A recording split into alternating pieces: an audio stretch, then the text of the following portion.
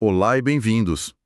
Hoje a gente vai fundo numa decisão de arquitetura em ACI que parece simples, mas na verdade define muita coisa. Não é só sobre como usar portas. A gente está falando de escalabilidade, segurança, até o comportamento do hardware. A escolha entre interfaces compartilhadas e dedicadas. Exato. E a nossa análise aqui vai ser técnica, explorando as implicações disso no ACI em multi-tenancy. O ponto de partida, que precisa estar claro, é que em ACI a porta física é só um ponto de entrada, né? A função lógica vem do tráfego. Perfeito. E para entender isso de verdade, a gente precisa ir um nível abaixo. Quando um pacote chega num leaf, o hardware não olha só para ET110, por exemplo. Certo. O ASIC, principalmente os mais modernos, tipo Cloud Scale, ele usa uma tupla como chave primária para o primeiro lookup. Uma tupla. Isso, uma chave. É a combinação da Interface ID plus encapsulamento. E na maioria das vezes, esse encapsulamento é a tag VLAN. É essa combinação que o ACI usa para mapear o tráfego para uma entidade interna, a PVLAN, a Platform Independent VLAN, que por sua vez está ligada a um Bridge Domain, a um VRF. Entendi. Sem entender essa chave, porta plus VLAN, a discussão toda de compartilhado versus exclusivo fica abstrata. É aqui que tudo começa. Perfeito. Essa base no hardware é crucial. Então vamos construir a partir daí. Começando pelo design mais comum, o que a gente mais vê por aí por uma questão de ROI, claro. A interface compartilhada. Pensa num cenário clássico, um VPC de 100 gigabits saindo de um par de leafs para um core legado. Ou talvez um cluster de firewalls. A tentação é sempre empilhar o máximo de serviços nesse link, certo? É o padrão. E o ACI foi projetado para isso. Nesse mesmo VPC, você pode ter, por exemplo, a VLAN 100 associada a um L2Out, um pacote chega com essa tag, o ASIC faz o lookup da tupla VPC-ID VLAN 100, acha a BD de destino e simplesmente faz o learning do MAC de origem na Global Station Table. Associando ao TAP daquele leaf. Exato. E aí o pacote é encapsulado em VXLAN e enviado pelo Fabric para onde quer que o MAC de destino esteja. É puro bridging, simples. Ok, mas e no mesmo link? Digamos que a gente precise de conectividade externa. Podemos ter a VLAN 200 mapeada para um L3Out, onde o ACI sobe uma vizinhança USPF, talvez BGP. Como que o hardware diferencia isso? A lógica é a mesma, mas o tratamento do pacote muda. O pacote chega no mesmo VPC com a tag 200, a tupla VPC-ID, VLAN 200 agora. Ela não aponta para uma BD. Aponta para quê, então? O MAC DSV e DSL3Out, ele já sabe que é para rotear, aí ele faz um segundo lookup, dessa vez na tabela de roteamento do VRF, para encontrar o próximo salto. A política de contrato é aplicada no ingresso, na policy can, e só então o pacote é reescrito e encapsulado em VXLAN para o border leaf correto. E a gente ainda pode adicionar, sei lá, um EPG de um servidor bare metal na VLAN 300 e, só para complicar um pouco, a VLAN 400 pertencendo a um tenant completamente diferente com o seu próprio VRF. Tudo isso coexistindo pacificamente no mesmo cabo físico. Exato. Desde que os encapsulamentos VLAN sejam únicos por porta, o sistema funciona. E isso nos leva à regra de ouro e o porquê dela existir no hardware. Que seria? Se você tentar configurar no APIC um L2Out e um L3Out usando a mesma VLAN 10, na mesmíssima porta, a configuração vai falhar. O APIC não deixa. Não deixa. Ele sabe que isso geraria uma ambiguous encapsulation. O ASIC não teria como decidir ao receber um pacote com a tag 10 se ele deveria aplicar a política de forwarding de layer 2, ou seja, mandar para a BD, ou de layer 3, mandar para o motor de roteamento do VRF. Uma condição de corrida lógica. Exatamente. Que o sistema operacional impede que seja programada no hardware. A unicidade da tupla porta-VLAN é o que garante o determinismo do forwarding. Entendi. O modelo compartilhado é super poderoso, mas ele assume que todos os serviços podem conviver no mesmo domínio de falha físico, né? Sim, é um bom ponto. E isso me leva ao contraponto. Eu já vi muitos designs onde a exclusividade de portas não é luxo, é uma necessidade. E não é só marcar uma caixinha na GUI. É uma decisão de arquitetura. Um dos motivos mais fortes que sempre aparece é segurança. Aquele tal de air gap que os auditores adoram. Nossa! E, embora o ACI forneça um isolamento lógico com VRFs e contratos que é, extremamente robusto. A auditoria não quer saber de lógico. Exato. A auditoria de algumas indústrias, financeira, governo, é categórica. O tráfego de uma DMZ não pode, em hipótese alguma, compartilhar o mesmo silício de porta ou o mesmo cabo que o tráfego de dados internos. É segregação física. E aí não tem negociação. Nenhuma. Você dedica um grupo de portas físicas exclusivamente para o L3 Out da DMZ e outro grupo para o tráfego interno. Fim de papo. Faz todo sentido.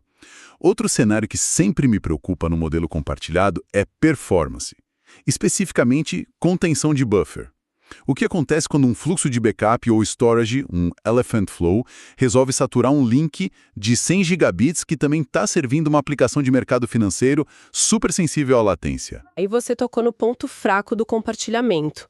Cada ASIC tem uma quantidade finita de buffer de egresso dividido entre as portas. Mesmo com Virtual Output Queues e tudo mais. Sim, as VOCs evitam o head-of-line blocking entre destinos, mas o buffer por porta de egresso ainda é limitado. Um Elephant Flow, com pacotes grandes e a line rate, pode preencher esse buffer de egresso em microsegundos. E aí? E aí, se um pacote pequeno de uma transação financeira chega nesse exato instante e encontra o buffer cheio, ele é descartado. É o tail drop. O TCP se recupera, mas a latência já foi para o espaço. Já era.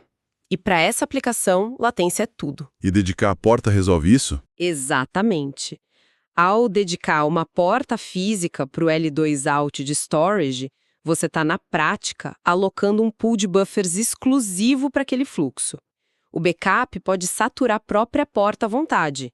Ele não vai causar tail drops para a aplicação financeira que está em outra porta com seu próprio pool de buffers.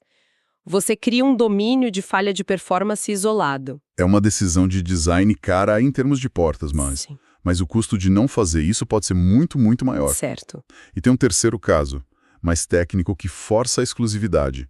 Kin-kin. Ah, sim. Quando você configura uma porta para operar em modo kin-kin tunneling, para conectar num provedor, por exemplo, o ACI muda completamente o comportamento dele. Ele para de inspecionar as tags de VLANs internas do cliente. Qualquer quadro que chega naquela porta, não importa a C-tag, a Customer Tag, ele é encapsulado na S-tag, a Service Tag, e enviado pelo Fabric. A porta vira um túnel opaco. Perfeito. Vira um túnel opaco. E por essa natureza, não tem como distinguir múltiplos serviços baseados nas C-tags. Então a porta se torna, por definição, exclusiva para aquele túnel queue-in-queue. Ok, o cenário está claro. Compartilhar é a regra para eficiência. Dedicar é a exceção para segurança, performance ou protocolos específicos. Agora, vamos complicar de verdade. Vamos lá. Um problema que todo arquiteto que trabalha com múltiplos clientes já enfrentou. Temos dois tenants, tenant Coca-Cola e tenant Pepsi. Ambos precisam usar a mesma VLAN, a VLAN 10, em seus L2 outs. Eles precisam se conectar a equipamentos legados que não podem ser reconfigurados de jeito nenhum. Como a gente resolve isso? A resposta aqui é um clássico, depende do hardware. Vamos dividir o problema em partes. Se a gente tentar usar a mesma interface compartilhada, um VPC, para os dois tenants, com a mesma VLAN 10, impossível. Impossível.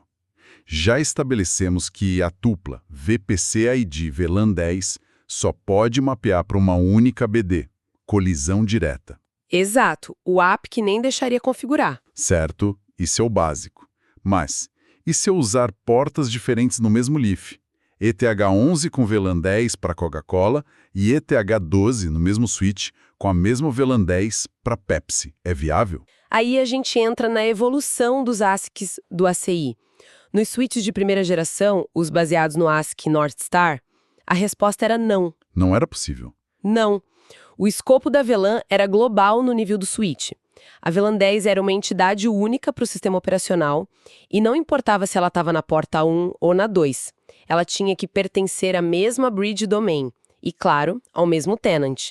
Era uma baita limitação. E como o hardware mais moderno CloudScale resolveu isso? O hardware moderno, as linhas EX, FX, GX, introduziu um conceito chamado Per Port VLAN Significance. Significância da VLAN por porta. Isso pode ser habilitado no ACI e muda fundamentalmente como o sistema trata as VLANs. Com esse recurso ativo, o ACI passa a tratar a VLAN 10 na porta 1 como uma entidade lógica completamente separada da VLAN 10 na porta 2. E como isso funciona por baixo dos panos? Internamente, o que acontece é que a tupla ETH31 VLAN 10 é mapeada para um VNID, um VXLAN Network Identifier, único. Digamos o VNID 20001, que corresponde à ABD da Coca-Cola. Já a tupla ETH32 VLAN 10 é mapeada para outro VND, digamos 30001, da BD da Pepsi. Ah, entendi. O encapsulamento externo, a VLAN, é o mesmo, mas a identidade do segmento dentro do Fabric, o VND, é única. Isso resolve o conflito. Exatamente. A mágica toda acontece porque o hardware não olha só para a porta.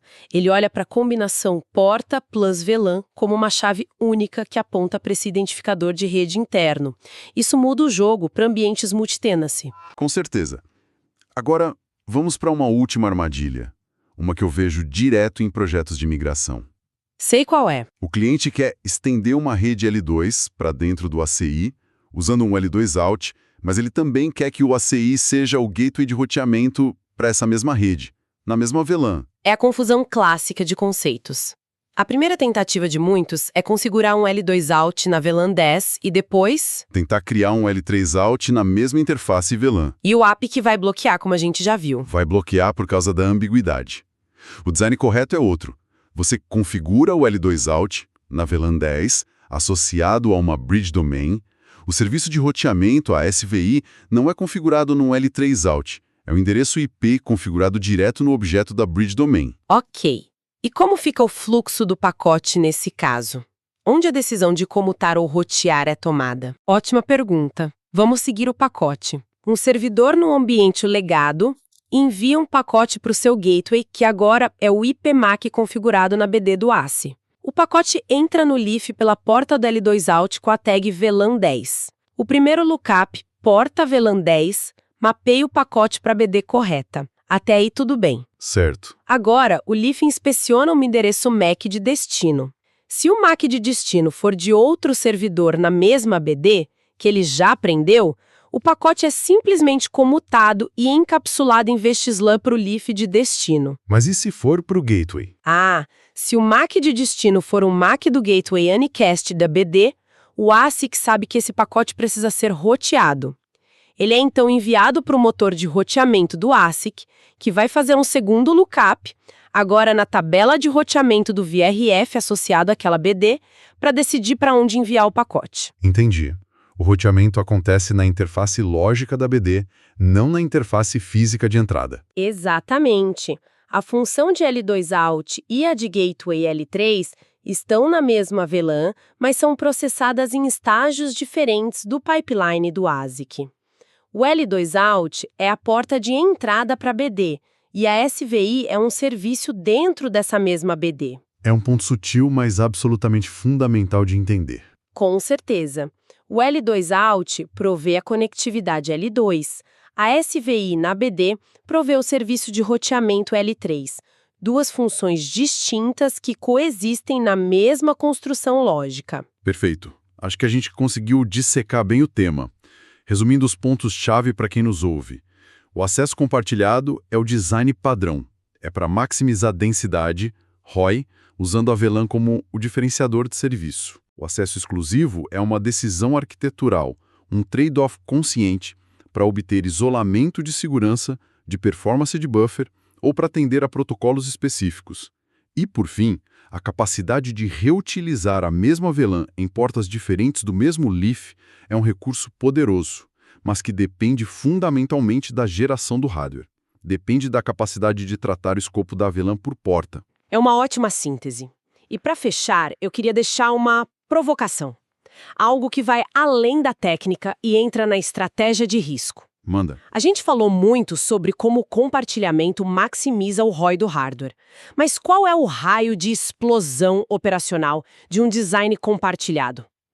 Pensa num único L3 em VPC de 100 gigabits por segundo, servindo 10 tenants críticos com dezenas de vizinhanças BGP, uma única configuração incorreta nessa interface, um route map aplicado errado, um flap de BGP, ou até uma vulnerabilidade explorada nessa borda. O potencial de impacto é enorme. Impacta todos os 10 tenants simultaneamente. Nesse contexto, o modelo de porta exclusiva, mesmo sendo mais caro, não deveria ser visto apenas como uma escolha técnica, mas talvez como uma ferramenta estratégica de mitigação de risco, onde o isolamento do domínio de falha vale mais do que a economia de algumas portas em arquiteturas de missão crítica. É algo para se pensar.